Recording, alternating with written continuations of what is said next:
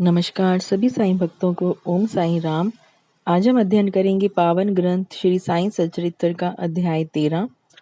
इस अध्याय में जिन विषयों पर प्रकाश डाला गया है वे हैं अन्य कई लीलाएं, रोग निवारण, भीमाजी पाटिल, बाला गणपत दर्जी, बापू साहेब बुट्टी, अलंदी स्वामी, काका महाजनी और हरदा के दत्तोपंत।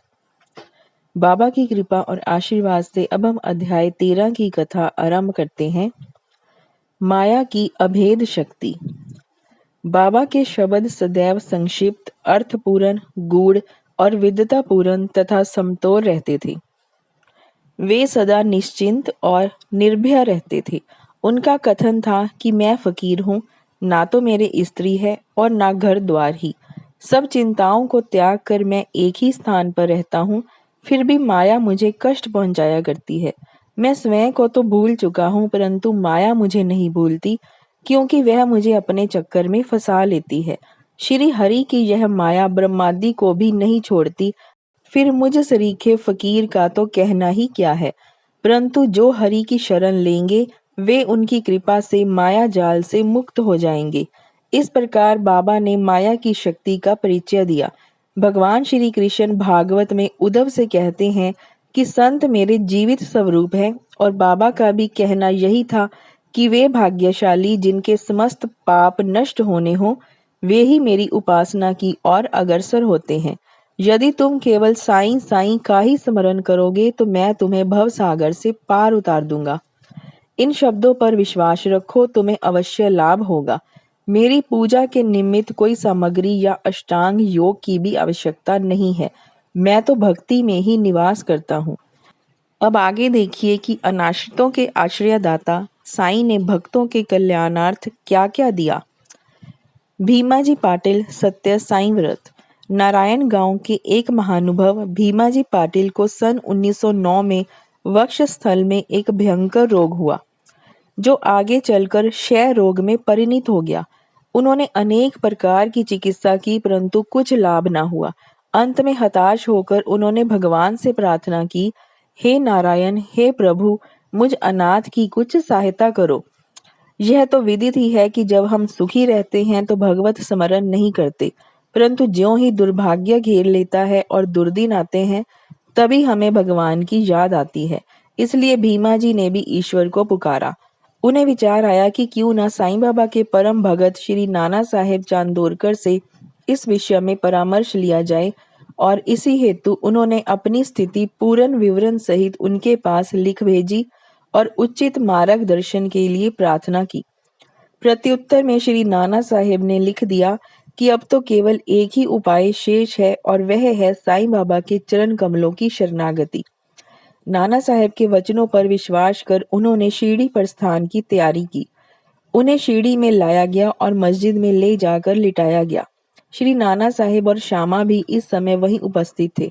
बाबा बोले कि यह पूर्व जन्म के बुरे कर्मों का ही फल है, इस कारण मैं इस झंझट में नहीं पड़ना चाहता।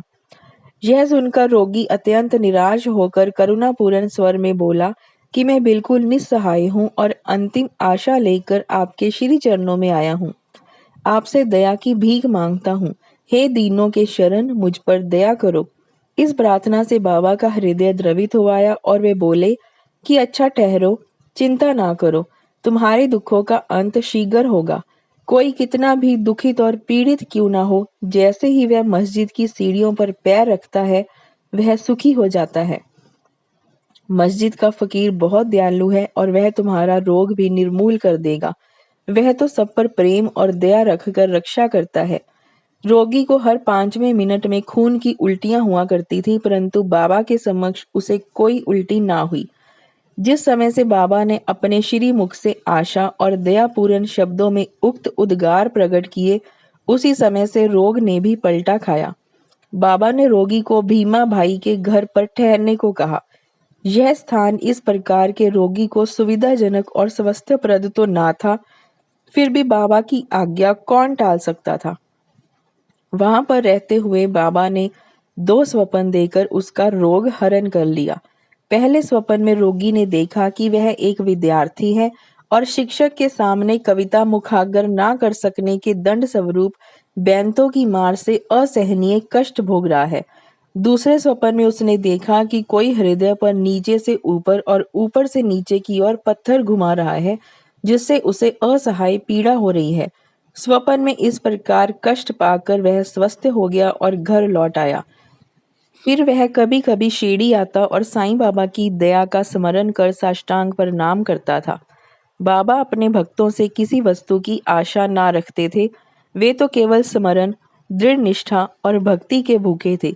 महाराष्ट्र के लोग प्रतिपक्ष या प्रति मास सदैव सत्यनारायण का व्रत किया करते हैं, परंतु अपने गांव पहुंचने पर भीमाजी पाटिल ने सत्यनारायण व्रत के स्थान पर एक नया ही सत्य साईं व्रत प्रारंभ कर दिया। बाला गणपत दर्जी। एक दूसरे भगत जिनका नाम बाला गणपत दर्जी था, एक समय जीर्ण ज्वर से पीड़ित हुए। उन्होंने सब प्रकार की दवाइयां और काढ़े लिए, परंतु इनसे कोई लाभ ना हुआ। जब ज्वर तिल मात्र भी ना घटा तो वे शिरडी दौड़े और बाबा के श्री चरणों की शरण ली। बाबा ने उन्हें विचित्र आदेश दिया कि लक्ष्मी मंदिर के पास जाकर एक काले कुत्ते को थोड़ा सा दही और चावल खिलाओ। वे यह समझ ना सके कि इस आदेश का पालन कैसे करें।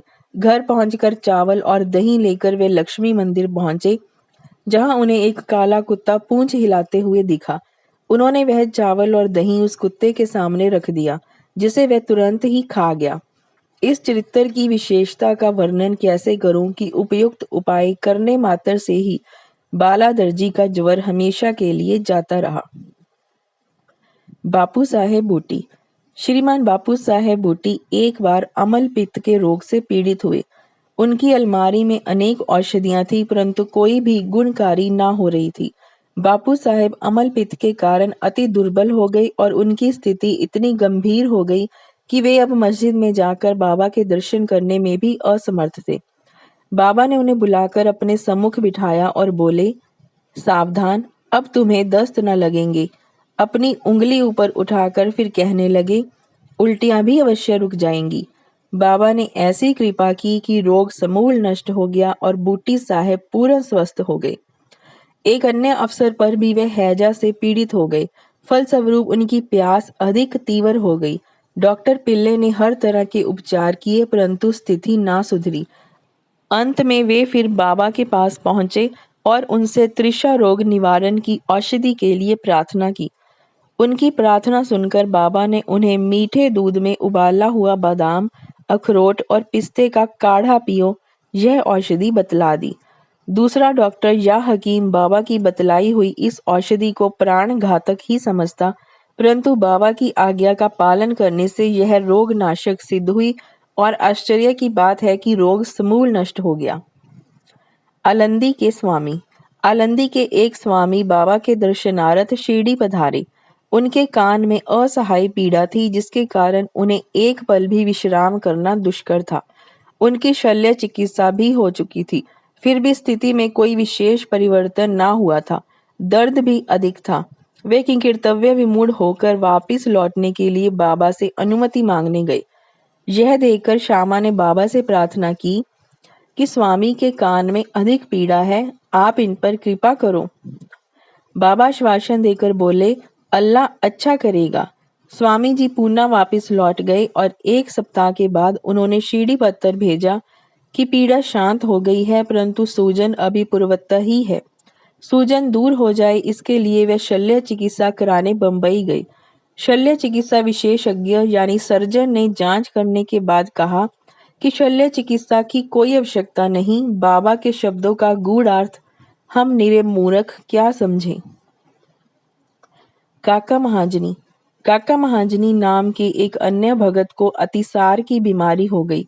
बाबा का सेवा क्रम कहीं टूट न जाए, इस कारण वे एक लोटा पानी भरकर मस्जिद के एक कोने में रख देते थे, ताकि शंका होने पर शीघ्र ही बाहर जा सकें। श्री साईं बाबा को तो सब विदित ही था, फिर भी काका ने बाबा को सूचना इसलिए नहीं दी कि वह रोग से शीघ्र ही मुक्ति पा जाएंगे। मस्जिद में फर्श बनाने की स्वीकृति बाबा से प्राप्त हो ही चुकी थी, परंतु जब कार्य प्रारंभ हुआ तो बाबा क्रोधित हो गए और उत्तेजित होकर चिल्लाने लगे, जिससे भगदड़ मच गई। जैसे ही काका भागने लगे, वैसे ही बाबा ने उन्हें पकड़ लिया और अपने सामने बिठा लिया। इस गड़बड़ी में कोई आदमी मूंगफली की एक छोटी थैली वहां भूल गया। बाबा ने एक मुट्ठी मूंगफली उसमें से निकाली और छील कर दाने काका को खाने के लिए दिए। क्रोधित होना, मूंगफली छीलना और उन्हें काका को खिलाना, यह सब कार्य एक साथ ही चलने लगा। स्वयं बाबा ने भी उसमें से कुछ मूंगफली खाई। जब थैली खाली हो गई तो बाबा ने कहा कि मुझे प्यास लगी है, जाकर थोड़ा जल ले आओ। काका एक घड़ा पानी भर लाए और दोनों ने उसमें से पानी पिया। फिर बाबा बोले कि अब तुम्हारा अतिसार रोग दूर हो गया, तुम अपने फर्श के कार्य की देखभाल कर सकते हो। थोड़े ही समय में भागे हुए लोग भी लौट आए। कार्य पुनः प्रारंभ हो गया। काका का रोग अब प्राय दूर हो चुका था। इस कारण वे कार्य में संलग्न हो गए। क्या मूंगफली अतिसार रोग की औषधि है? इसका उत्तर कौन दे? वर्तमान चिकित्सा प्रणाली के अनुसार तो मूंगफली से अतिसार में वृद्धि ही होती है, ना कि मुक्ति। इस विषय में सदैव की भांति बाबा के श्री वचन ही औषधि स्वरूप थे। हरदा के दत्तोपंत। हरदा के एक सज्जन जिनका नाम श्री दत्तोपंत था, 14 वर्ष से उदर रोग से पीड़ित थे। किसी भी औषधि से उन्हें लाभ न हुआ। अचानक कहीं से बाबा की कीर्ति उनके कानों में पड़ी कि उनकी दृष्टि मात्र से ही रोगी स्वस्थ हो जाते हैं।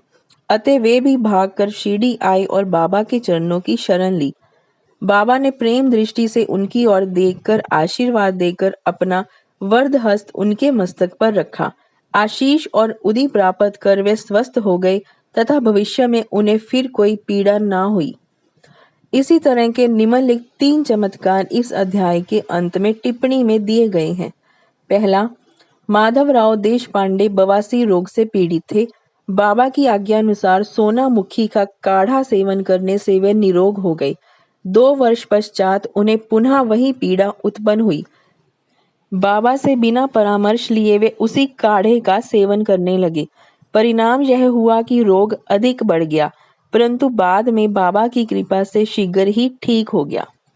दूसरा, काका महाजनी के बड़े भाई गंगाधर पंत को कुछ वर्षों से सदैव उदर में पीड़ा बनी रहती थी।